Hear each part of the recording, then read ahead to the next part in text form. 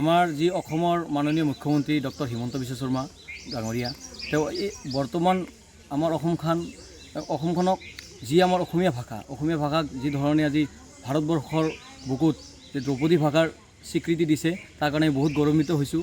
আৰু আগৰ দিনত আপোনালোকে চাব যে আমি দোকান পোহৰ 7টা বজাৰ লগে লগে 8টা বজাৰ লগে লগে আমি দোকান পোহৰ বন্ধ কৰি যাব লগা হৈছিল, কিন্তু এতিয়া এনেকুৱা আমাৰ মানে উন্নতি হৈছে, এনেকুৱা শান্ত পৰিৱেশ আহিছে, এনেকুৱা মানে আমাৰ ব্যৱসায় প্ৰতিষ্ঠানবিলাকত এনেকুৱা মানে ধুনীয়া এটা পৰিৱেশৰ সৃষ্টি হৈছে যে আমি ৰাতি 10টা 11টালৈ 12টালৈ দোকান খুলি থ'ব পাৰোঁ। আৰু এইটো আমাৰ যি এই ভূটানৰ যোৱা যিটো আমাৰ এই ৰাস্তা আছিল, আগতে এস্কৰ্ট দি পেলাই ভুটীয়াসকলক লৈ যাব লগা হৈছিল, কিন্তু সেইটো পৰিৱেশ এতিয়া নাই। তেওঁলোকে যেতিয়াই তেতিয়া আহে, আমাৰ ইয়াতে বজাৰ কৰে, য'তে ত'তে মানে নিশ্চিন্তামতে তেওঁলোকে যাব পাৰে। মানে আগত যিটো অসমৰ যিটো অশান্ত, অসমক যেনেকুৱা ধৰণৰ অশান্ত বুলি ভাবিছিল, এতিয়া সেই পৰিৱেশ একদম মানে নাইকিয়া হৈ গৈছে। আৰু আমাৰ অসমখনক যি ধৰণে উন্নতিৰ দিশলৈ লৈ যাই আছে, যেনে আমাৰ যি আমাৰ চৰকাৰী মাটি আছিল বেদখল কৰি আছিল, এই চৰকাৰৰ দিনত আজি হিমন্ত বিশ্ব শৰ্মা ডাঙৰীয়াৰ দিনত, আমাৰ মুখ্যমন্ত্ৰীৰ দিনত যি ধৰণে উচ্ছেদ চলাই আমাৰ চৰকাৰী ভূমি তেওঁলোকৰ নিজৰ দখললৈ লৈ আনিছে, আমাৰ যি সত্ৰৰ মাটি বেদখল কৰি আছিল সেই মাটি আমাক উদ্ধাৰ কৰি দিছে। আৰু আমাক বনাঞ্চলৰ মাটি যেনেধৰণে দখল কৰি আছিল সেইখিনি উদ্ধাৰ কৰিছে। আৰু আমাৰ যি মাটিৰ পট্টা আজিলৈ কোনো এখন চৰকাৰে মাটিৰ পট্টা দিব পৰা নাছিল আমাৰ বিজেপি চৰকাৰৰ দিনত, আৰু বিজেপি চৰকাৰে আমাক মাটিৰ পট্টা দিছে। আৰু আগতে চাকৰি ল'ব লগা হ'লে মানুহে BA পাছ MA পাছ কৰি চাকৰি পোৱা নাছিল, গৰীব ঘৰৰ ল'ৰা ছোৱালীয়ে চাকৰি পোৱা নাছিল। যি চাকৰি কৰিব গ'লে আমাক টকাৰ প্ৰয়োজন, আমি হাজিৰা কৰা মানুহ, আমি টকা ক'ত পাম? কিন্তু আজি বিজেপি চৰকাৰৰ দিনত মেধাৰ ভিত্তিত যি ধৰণে একদম স্বচ্ছ নিকাৰ ভিত্তিত চাকৰি পাই আছে, আপোনালোকে নিউজত টিভিত দেখাই পাব যে সকলোৱে যে আমাৰ এইখন চৰকাৰৰ প্ৰতি এনেকুৱা আকৃষ্ট হৈছে, এনেকুৱা মানে আঁকোৱালি লৈছে যে এইখন চৰকাৰক আমি কেতিয়াও এৰি দিব নোৱাৰোঁ। 2026ৰ যিটো ইলেকশ্যন হ'ব, আমি এই বিজেপি চৰকাৰক আকৌ এবাৰ বিজেপি চৰকাৰ আমি আনাৰ যি প্ৰচেষ্টা আৰু যি ধৰণৰ উন্নতি, এই উন্নতি আজি ভাৰতবৰ্ষৰ বুকুত মানে বাহিৰৰ মানুহ আহি পেলাই যেনেকুৱা ধৰণে আমাৰ যি পৰিৱেশ পাইছে, আগতে এইবিলাক পৰিৱেশ একো নাছিল, ঘৰৰ পৰা মানুহ ওলাব পৰা নাছিল, ৰাস্তা ঘাট ইমান বেয়া আছিল, এতিয়া ইমান ধুনীয়া ৰাস্তা ঘাট হৈছে। আগতে চৰকাৰী মেডিকেলত যাব লগা হ'লে মানুহে চিন্তা কৰিছিল, কিন্তু এতিয়া আপোনালোকে চাইছে 80% মানুহে চৰকাৰী হস্পিটেলত যায়, য'ত আমাৰ এইমছ হোৱা নাছিল।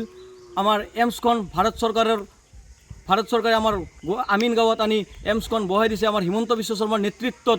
আমাৰ মুখ্যমন্ত্ৰী মহোদয় আৰু আমাৰ দেশৰ প্ৰধানমন্ত্ৰী নৰেন্দ্ৰ মোদী ডাঙৰীয়াৰ যি নেতৃত্বত আমাৰ অসমখন যি ধৰণে মানে গংগাৰ দৰে উপচাই লৈ যাই আছে, মানে ইমান ধুনীয়াকৈ এই অসমখনক ভাৰতৰ 5খন ৰাজ্যৰ ভিতৰত অন্যতম ৰাজ্য হিচাপে যি গঢ় দিব খুজিছে।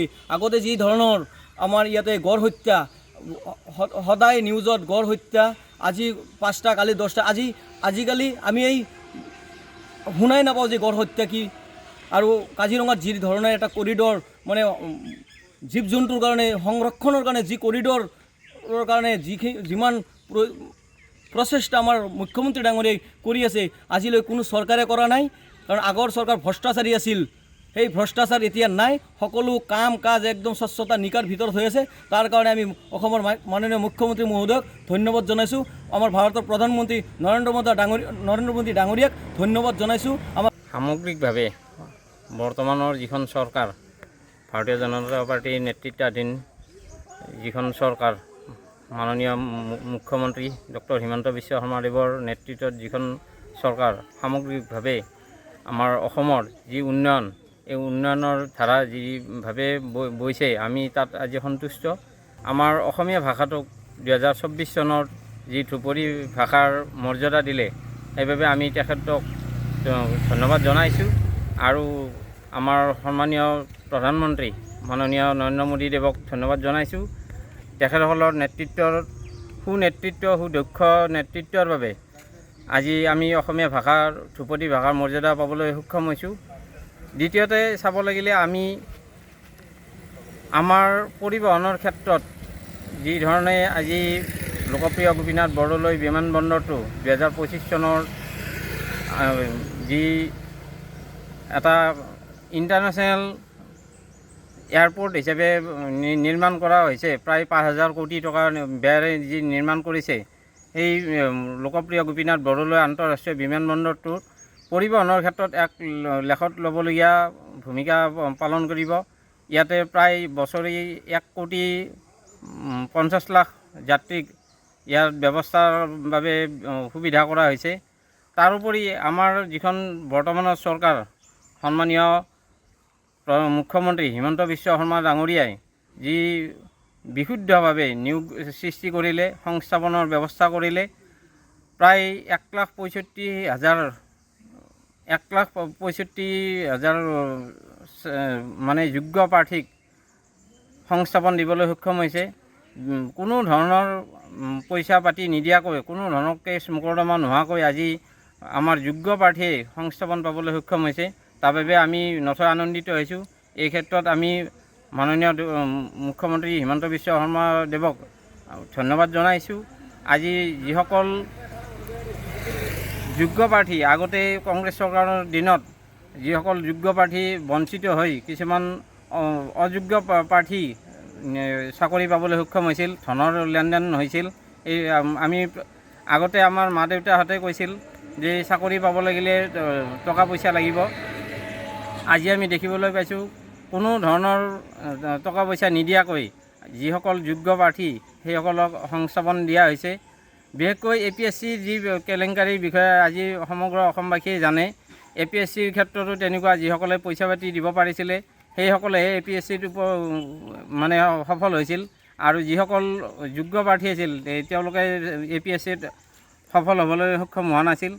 তাৰোপৰি আমাৰ যি বৰ্তমানৰ চৰকাৰখনে যি ঐতিহাসিক সিদ্ধান্ত লৈছে, বিশেষকৈ ভূমিৰ যি পুনৰুদ্ধাৰ, যিসকল অবৈধ বাংলাদেশী আমাৰ সত্ৰৰ মাটি, বিশেষকৈ বনাঞ্চল ধ্বংস কৰি আমাৰ নামঘৰ মন্দিৰৰ মাটি দখল কৰি তেওঁলোকে বেদখল কৰি ঘৰ সাজিছিল, সেইবিলাক উচ্ছেদ চলাই আজি আমাৰ মাটি আমি ঘূৰাই পাবলৈ সক্ষম হৈছোঁ।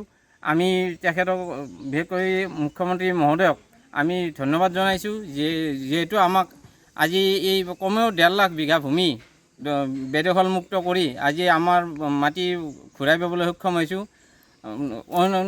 কংগ্ৰেছ চৰকাৰৰ দিনত আজি এই ভূমিবিলাক বেদখল হৈ আছিল। কংগ্ৰেছ চৰকাৰে এই ক্ষেত্ৰত সম্পূৰ্ণ মৌনতা অৱলম্বন কৰি তেওঁলোকক মাটি যি বেদখল কৰিবলৈ উৎসাহ জনাইছিল, সেই উৎসাহৰ বাবে আজি কিছুসংখ্যক অচিনাকি লোকে বেদখল কৰিবলৈ সক্ষম হৈছিল। আজি তেওঁলোকক উচ্ছেদ কৰি আজি পুনৰ যি বনাঞ্চল উদ্ধাৰ কৰিবলৈ সক্ষম হৈছে। এই ক্ষেত্ৰত মাননীয় মুখ্যমন্ত্ৰীদেৱক ধন্যবাদ জনাইছোঁ। যি নিৰ্বাচনৰ সময়, এই নিৰ্বাচনৰ সময়ত আমি যি চৰকাৰ গঠন কৰিবলৈ যাই আছোঁ, এই সময়টোত আমি সঁচাকৈ পুনৰবাৰ আমি বিজেপি চৰকাৰখনকে নিৰ্বাচিত কৰিব লাগিব। এইকাৰণে যোৱা সময়ছোৱাত যি 15 বছৰ কংগ্ৰেছে শাসন কৰিছিল, সেই শাসনকালত আমাৰ এই খিলঞ্জীয়া অসমীয়া জাতিটোৰ এটা শংকাত ভুগি আছিলোঁ আমি, যে আমাৰ অসমীয়া জাতিৰ অস্তিত্ব হেৰুৱাব নেকি। কিন্তু বিজেপি চৰকাৰখন অহাৰ পিছৰে পৰাই আমাৰ অসমীয়া জাতিটোৰ বিশেষকৈ ভাষাৰ ক্ষেত্ৰত যিটো ধ্ৰুপদী ভাষা, এইটো এটা স্বীকৃতি পালে, যাৰ কাৰণে আমি অসমীয়া জাতিটো এটা সুৰক্ষিত হ'লোঁ। দ্বিতীয়তে যিটো উন্নয়নৰ ক্ষেত্ৰত আজি অসমখন যোৱা কংগ্ৰেছৰ শাসনকালৰ 15 বছৰৰ যি আছিল তাৰ ভিত্তিত আজি বহুগুণে ওপৰত উঠি গ'ল। আজি যিবিলাক সত্ৰৰ মাটি বেদখল হৈ আছিল, সেইবিলাক আজি উদ্ধাৰ কৰিবলৈ সক্ষম হ'ল এই চৰকাৰখনে। লগতে আন্তৰ্জাতিক যি যোগাযোগ ব্যৱস্থা, বৰঝাৰ বিমানবন্দৰ আজি অত্যাধুনিক ৰূপত সজাই পৰাই তোলা হ'ল। বিশেষকৈ ৰাস্তা ঘাট, দলং সকলো ক্ষেত্ৰতে আজি বিজেপি চৰকাৰখনে এক উন্নত মানৰ কাম কাজেৰে অসমখনক এটা বিশেষ পৰ্যায়লৈ নিবলৈ সক্ষম হৈছে। লগতে যোৱা কংগ্ৰেছৰ শাসনকালত এই অসমখনত আইন শৃংখলাৰ ক্ষেত্ৰত যিটো এটা পৰিস্থিতি আছিল, বিভিন্ন দল সংগঠনৰ বিভিন্ন ধৰণে মানে আন্দোলনমুখী হৈ আছিল, ৰাস্তাত ওলাব পৰা অৱস্থা নাছিল, সকলো ক্ষেত্ৰতে কেৱল আন্দোলন, অসম বন্ধ এইবিলাকে ভৰি পৰিছিল। কিন্তু যেতিয়াৰ পৰা বিজেপি চৰকাৰখন প্ৰতিষ্ঠিত হ'ল তেতিয়াৰ পৰাই এটা এটাকৈ প্ৰতিটো সংগঠনৰ সমস্যা সমাধান কৰি আজি এটা শান্তিৰ সুস্থিৰ পৰিৱেশ অসমখনে পাইছে। গতিকে এইবোৰ কাৰণৰ কাৰণেই আমি পুনৰবাৰ বিজেপি চৰকাৰখনক আমি প্ৰতিষ্ঠিত কৰিব লাগে। এই লৈ মই সমূহ ৰাইজক এটা আহ্বান জনাওঁ। মাটিৰ বেদখলৰ ক্ষেত্ৰত আমি জানো যে আমাৰ অসমীয়া সংস্কৃতিৰ বিভিন্ন সত্ৰসমূহৰ মাটিসমূহ এটা বিশেষ শ্ৰেণীৰ লোকে মানে অধিকাৰ কৰি আহিছিল, আৰু সেই মাটিবোৰ আজি বিজেপি চৰকাৰ অহাৰ পিছত সমগ্ৰ মাটি আজি উদ্ধাৰ কৰিবলৈ সেই বিশেষ জাতিটোৰ পৰাই উদ্ধাৰ কৰি সত্ৰক উন্নতি কৰাৰ কাৰণে কৰিব পাৰিছে। লগতে ধেমাজিৰ যিটো ঘটনা আপোনালোকে জানে, ধেমাজিত যিটো মৰ্মান্তিক ঘটনা হৈছিল, সেই ঘটনাটোত কংগ্ৰেছৰ ৰাজত্ব কালতে হৈছিল, আৰু আজি তেনেকুৱা ধৰণৰ কোনো এটা ঘটনা আজি বিজেপি চৰকাৰৰ কাৰ্যকালত কিন্তু হোৱা নাই। গতিকে সেইফালৰ পৰা বিজেপি চৰকাৰখনে যথেষ্ট অসমৰ ৰাইজৰ হকে, খিলঞ্জীয়াৰ হকে কাম কৰিছে। আজি চাওক, অসমৰ যি নিবনুৱা সমস্যা, এই নিবনুৱা সমস্যাৰ ক্ষেত্ৰত এই চৰকাৰখনে আজি এটা খুব ভাল পৰিৱেশ সৃষ্টি কৰিছে। প্ৰতিটো বিভাগতে যি নিবনুৱা সমস্যা দূৰ কৰাৰ কাৰণে চাকৰি দিছে, আৰু এই চাকৰিসমূহ সম্পূৰ্ণ নিৰ্মূল নিকাভাৱত হৈছে। এই চাকৰিসমূহত কোনো ধৰণৰ দুৰ্নীতি লিপ্ত হোৱা নাই, বা আজিকালি কোনো ধৰণৰ এনেকুৱা অভিযোগো উত্থাপন হোৱা নাই। গতিকে এইফালৰ পৰাই নিবনুৱাৰ ক্ষেত্ৰতো এই চৰকাৰখনে যথেষ্ট কাম কৰিব পাৰিছে। আজি চাওক, যোৱা 70 বছৰ ধৰি কংগ্ৰেছে যি শাসন কৰিছিল, সেই শাসনকালত বিশেষ এটা শ্ৰেণীক ভোট বেংক হিচাপে ব্যৱহাৰ কৰি আছিল, আৰু সেই শ্ৰেণীটো এইটো ভাবিছিল মনতে যে তেওঁলোকৰ কেৱল সুৰক্ষিত দল যেন কংগ্ৰেছ দলে, আৰু কংগ্ৰেছেও সেই সুবিধাটো লৈ সেই জাতিটোক প্ৰতাৰণা কৰি আহিছিল। কিন্তু যোৱা 10 বছৰে ধৰি আজি অসমত আমাৰ বিজেপি চৰকাৰ, এই বিজেপি চৰকাৰখন থকাৰ সময়ত কিন্তু কোনো এটা বিশেষ জাতি কোনো ধৰণৰ অসুবিধাৰ সন্মুখীন হোৱা নাই। বৰঞ্চ কংগ্ৰেছৰ দিনত বহু ঠাইত এনেকুৱা এই বিশেষ জাতিটোৰ ওপৰত বিশেষ আক্ৰমণ বা প্ৰত্যাক্ৰমণ চলিছিল। কিন্তু এই যোৱা যিটো বিজেপি চৰকাৰৰ দিনত কোনো ধৰণৰ তেনেকুৱা মানে সংঘৰ্ষৰ সৃষ্টি হোৱা নাই, আৰু কোনো বিশেষ জাতিৰ ওপৰত তেনেকুৱা ধৰণৰ কোনো আক্ৰমণ হোৱা নাই। সকলোকে সমভাৱে পৰিচালনা কৰি অসমখনে এটা সুনাম অৰ্জন কৰিবলৈ সক্ষম হৈছে এই বিজেপি চৰকাৰখনৰ দিনতে। যিকোনো খবৰৰ বাবে যোগাযোগ কৰক আমাৰ এই নম্বৰত 9181 307 221।